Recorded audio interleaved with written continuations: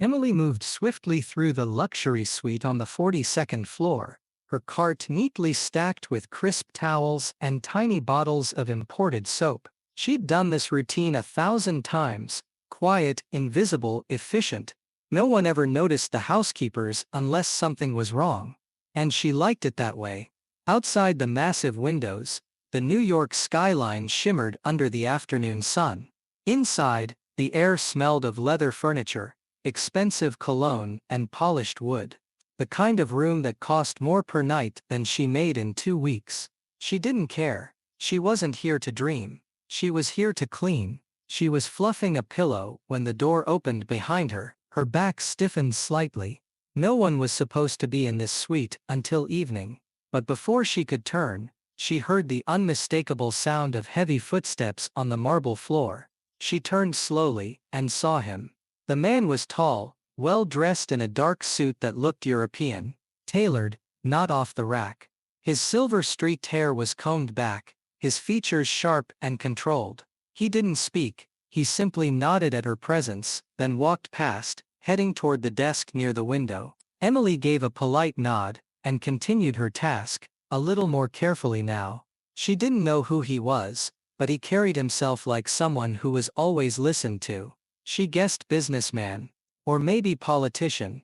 There was a coldness to his posture. He didn't smile, didn't seem to care that she was even there. Then a phone rang. A sleek black smartphone buzzed on the glass table. It vibrated once then again, until the sound grew unbearable in the quiet. The man didn't move. Emily glanced toward him, still nothing. He just stood near the window, hands behind his back, staring down at the city below. The phone kept ringing. It wasn't her place, she knew that. But something about the ringing and the silence, it made her nervous. Maybe he didn't hear it? She stepped closer, cautiously. She picked up the phone and answered softly, just intending to say the man was unavailable. And then, without thinking, the words slipped out of her mouth, words she hadn't spoken in years. Kiches nu, neat beshikbar. The voice on the other end hesitated, then clicked off. Emily froze for half a second, her stomach dropped. Why had she said it in Dutch? She never used that language anymore. Instinct maybe. A buried reflex from childhood. Her mother used to speak it when she didn't want others to understand. She gently placed the phone back on the table and turned to leave, eyes avoiding the man's, but he had turned. His eyes were locked on her like searchlights. His expression had changed, no longer indifferent. Now he looked at her, as if she were a ghost. "Where did you learn that?" he asked, his voice low but intense. Emily paused, startled. She hadn't expected him to react at all, let alone like this. My mother was from Belgium," she said quietly. "She used to speak Dutch sometimes. It's been years." He took a slow step toward her. "What was your mother's name?" Emily gripped the edge of her cart. Clara de Wilde." For a moment the man didn't move. Something flickered in his eyes, recognition, disbelief, memory. Then he whispered, almost to himself, "Impossible." Emily stepped back slightly. She felt the air change. The room had gone too quiet. The kind of quiet that meant something had just shifted forever. Without another word, she gathered her things and left. Behind her, the man remained still, but his mind was racing, and he was already making a call. Tomorrow, everything would change. The next morning, Emily arrived at the hotel in her usual uniform, hair tied back, badge clipped to her collar. She tried to act as if nothing had happened. She told herself it was just a strange moment. The man was probably some eccentric European who got emotional when he heard Dutch. Rich people were unpredictable. Still, she'd hardly slept the night before. She had replayed that look on his face over and over.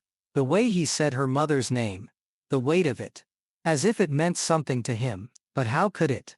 Her mother had passed when Emily was a teenager. They'd lived a simple, quiet life in Queens. And there was nothing extraordinary about them. Nothing that should have drawn the attention of someone like Martin van der Wal. She didn't even know his name until she'd looked it up that night.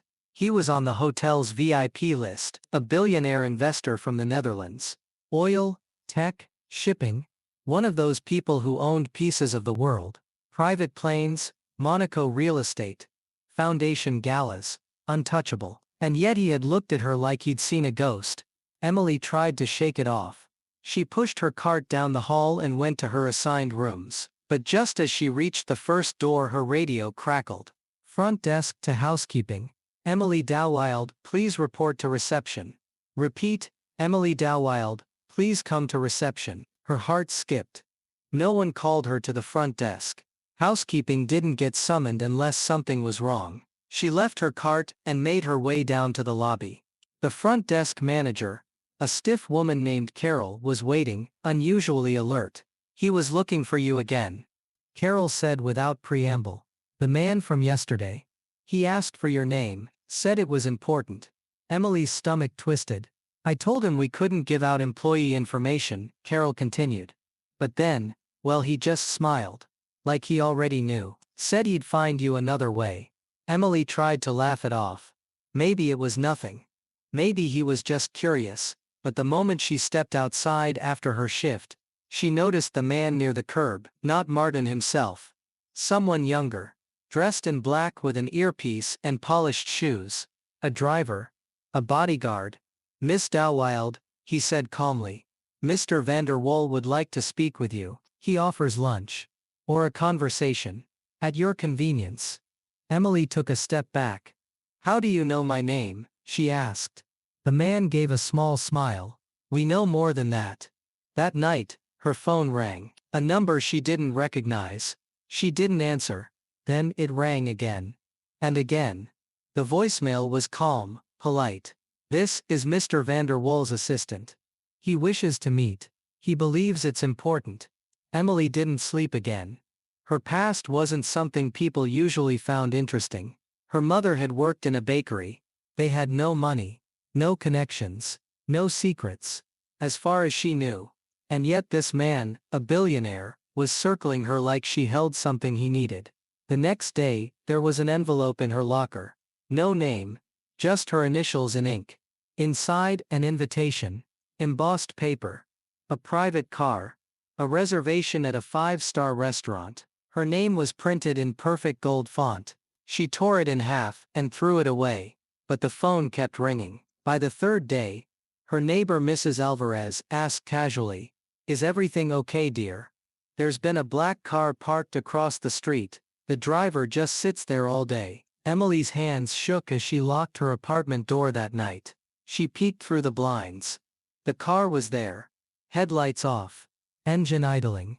What did he want? Why her? And more importantly, what did he know? Emily didn't go to work the next day. She called in sick, though her voice was steady and calm. Then she closed her blinds, unplugged her landline, and sat in silence on the edge of her couch. The black car was still there. She could feel it. Not just see it. Like a weight pressing against her window. But it wasn't Martin van der Wal. She feared. It was something deeper. Something old. Something she had tried to bury. The memory of her mother's voice. It came back to her like a dream too vivid to forget. She had been 10 years old, sitting at the tiny kitchen table in their one-bedroom apartment in Queens. The air smelled like boiled potatoes and burnt coffee. Her mother had been folding laundry carefully, with trembling fingers. That was the night she told her, "You have a brother." Emily had looked up, startled. She had never heard that word before, not in relation to herself. A brother. Her mother's hands froze over a white t-shirt. She didn't look up. She said the words slowly, with the weight of someone delivering a final confession. "Yes. He's older than you. But you must never try to find him. Never. Do you understand?" Emily remembered how confused she'd felt. How angry. Why? Because it's dangerous. Because it's better this way. And that was the end of it. Her mother had never spoken of him again. No name. No photo. Nothing. Emily had tried to ask again years later. As a teenager. She'd pushed. Begged. Even cried once. But her mother would only say the same thing. Over and over, you do not understand, you can't. And you must not go looking. It made no sense. They had no family, no roots, no connections. Her mother, Marie de Wilde, had always been quiet, nervous, secretive. Emily knew they were from Belgium, that they had arrived in the US when she was a toddler, but there were no records, no photos from the past, just the two of them, living paycheck to paycheck, always moving, always hiding from something. And then when Emily was 17, her mother got sick. It was fast, aggressive cancer. In just 3 months, Marie went from walking the supermarket aisles to lying in a hospital bed, pale and nearly silent. Near the end, she had grabbed Emily's hand and whispered it again. "Promise me, you won't look for him." Emily had nodded. She'd said yes. What else could she do? But she'd never believed it, never accepted it, because deep inside her was a voice that said, "I deserve to know, I deserve to understand." Now 24 years old, standing in her apartment with the city buzzing outside her window, Emily thought of that moment again, and something inside her cracked, because the man in the hotel, Martin van der Waal, had looked at her like he knew her, and when she'd told him her mother's name, his eyes had gone wide, not in confusion, in recognition. What if he wasn't just a stranger? What if this had something to do with her mother's flight, with the brother she'd never met? She walked to her old bookshelf and pulled down a box, dusty and taped at the corners. Inside were all the papers her mother had left behind. A few letters in Dutch, most unreadable, a torn photo with only half a face, a medical file from a clinic in Antwerp. Nothing that made sense. But now, every scrap felt like a clue. She stared at the torn photo, a man with ash blonde hair, young, probably in his 20s, his face cut off just below the eyes. She had always wondered who he was. A lover, her father, or maybe, the brother. Emily sat back down, clutching the photo. Her mother had tried to protect her. But from what? She needed to know. She needed the truth. Even if it meant walking straight into the fire. Marty van der Waal did not believe in fate. He believed in data, strategy, leverage. These were the words that had made him a media titan, a man whose name echoed through boardrooms and headlines across Europe. But beneath the custom-tailored suits and steel gray eyes was a history he rarely let surface. A childhood shaped not by comfort, but by abandonment. He had been 4 years old when the police found him, alone, clinging to a blanket soaked in rainwater, outside a church in Antwerp. No one knew where he had come from. No papers. No name except what he muttered over and over. "Martin. My name is Martin." They put him in foster care, then in a home, then in another. He grew up fast, tough, and silent. But he never forgot her, the girl. She had been so small, curled up beside him at night, whispering in the dark, "Ahoud me vast, Martin. Hold me, Martin." The only thing he remembered more clearly than her words was the sound of her voice. Soft, high, Flemish, a sweetness that wrapped around every syllable. That voice had haunted him for decades. That memory, her reaching for him as someone dragged her away, was etched into his bones. He had spent years trying to find her, at first secretly, later with the full force of his money and power. Investigators, DNA searches, old hospital records from Belgium, but there was nothing, no sign. No proof she had ever existed. Everyone said the same thing. You were probably just traumatized, imagining it. But he knew better. Then came the hotel. The penthouse suite in Manhattan. The rain tapping at the windows. His phone buzzing endlessly with yet another call he didn't care to take. And then, her voice. "Hic is nu niet beschikbaar." He had frozen mid-step. That tone. That rhythm. Not Dutch from Holland. No. Flemish. Delicate. Almost musical. Like a lullaby, remembered too late. He had turned around and seen her. A maid. Young. dark curls tied in a bun. A hesitant smile. She had apologized and left. But the air around him had shattered. Martin had never reacted that way to anyone in his life. Not even during boardroom betrayals or financial crises. But that voice. It was like a key turning in a rusted lock deep inside his chest. Later, he asked the front desk for her name. They hesitated. But they gave it. Emily Defald. He said it aloud. And felt the breath leave his body. Defald. Defald. Nawald. It was the surname of the woman who had once claimed to be his mother, Marie Defald. The one who had vanished without a trace 22 years ago, shortly after a failed adoption attempt had placed him with another family. Could it be? He ordered a background check. And as the hours passed, piece by piece, a picture began to form. Emily. Date, moved to the U.S. at age 2. Raised by a single mother. No father listed. No siblings. No legal ties to anyone in Europe. Except one. A file from a hospital in Antwerp. The mother's name. Marie Defald. And under the emergency contact section, scratched out with a pen but still faintly legible under magnification. Martin. His name. Martin van der Waal. He sat alone that night. Staring out at the skyline of New York. Everything in him numb. Not from fear. From the terrible impossible hope. He had not imagined her. She had lived, and she had spoken to him. Not knowing who he was. In the same voice he'd carried like a scar. The next morning, he told his assistant. Find her. I don't care what it takes. Because fate was a myth. But some things. Some voices never lied. Emily stood in the small cafe on the Lower East Side. Fingers clenched tightly around the paper cup. Her eyes darting toward the door every few seconds. The message had been simple. He just wants to talk. But nothing about this felt simple. Not the calls. Not the quiet men in suits who had politely handed her the note this morning. Not even asking for confirmation that she was Emily. They already knew.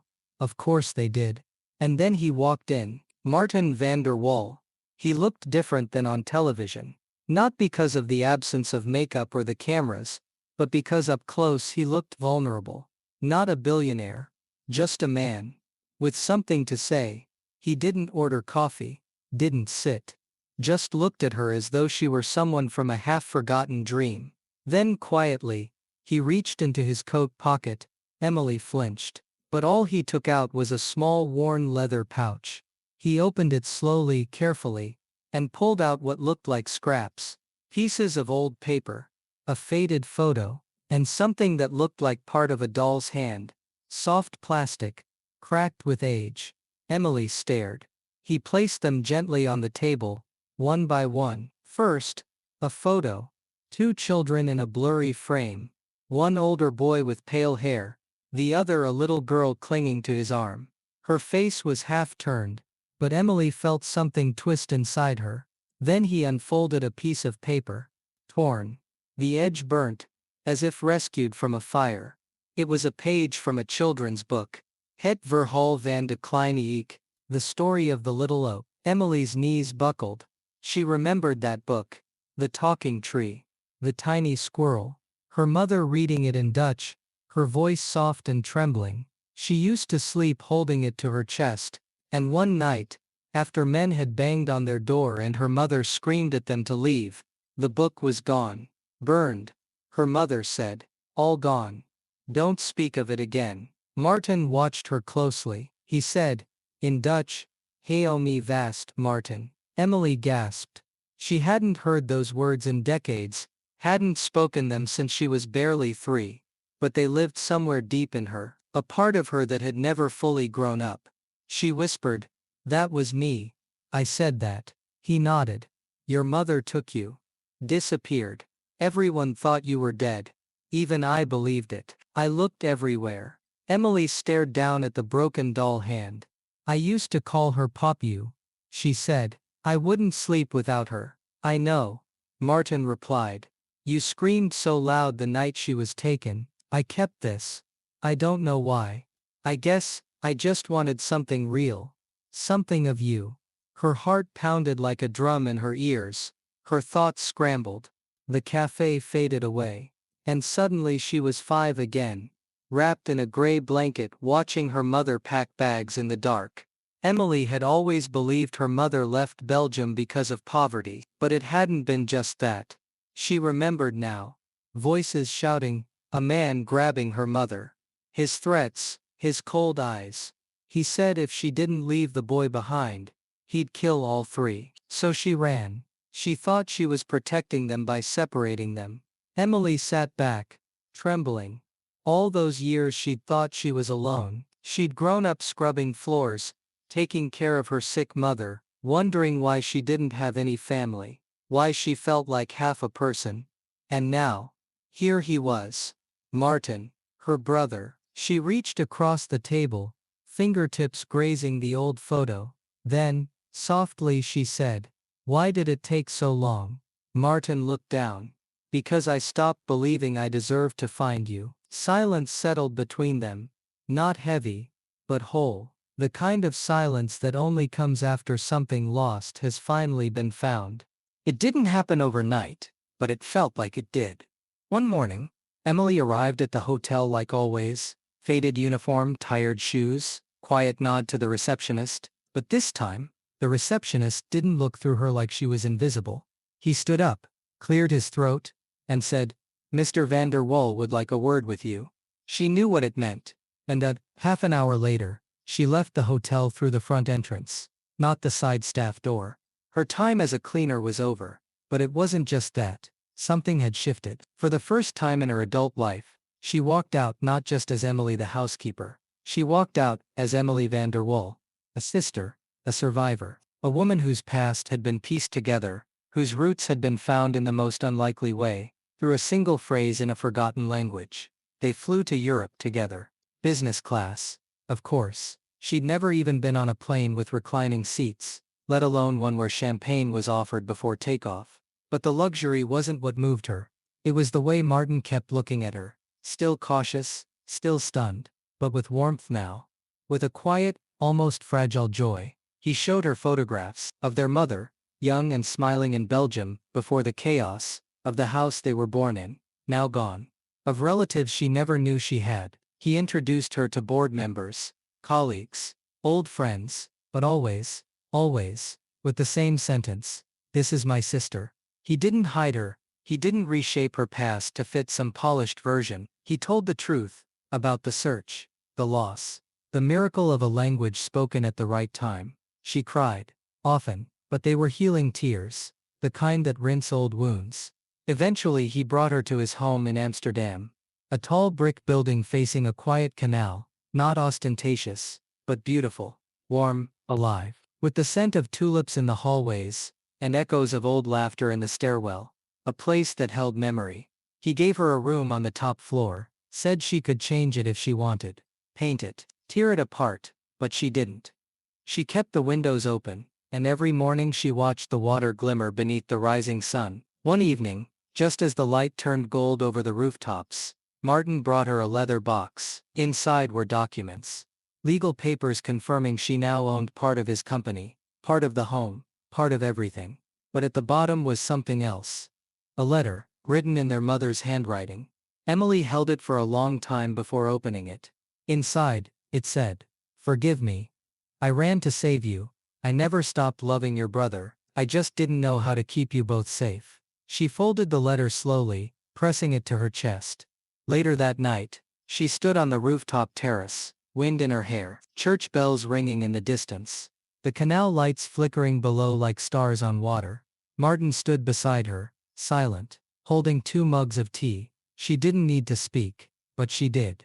Softly, almost like a prayer, she said, "Ik ben thuis gekomen." He looked at her, and for the first time he smiled. Not as a man who had found what he'd been searching for, but as a man who finally, after all these years, was no longer alone. They stood like that for a long time. Not brother and sister lost in the world, but family, found home.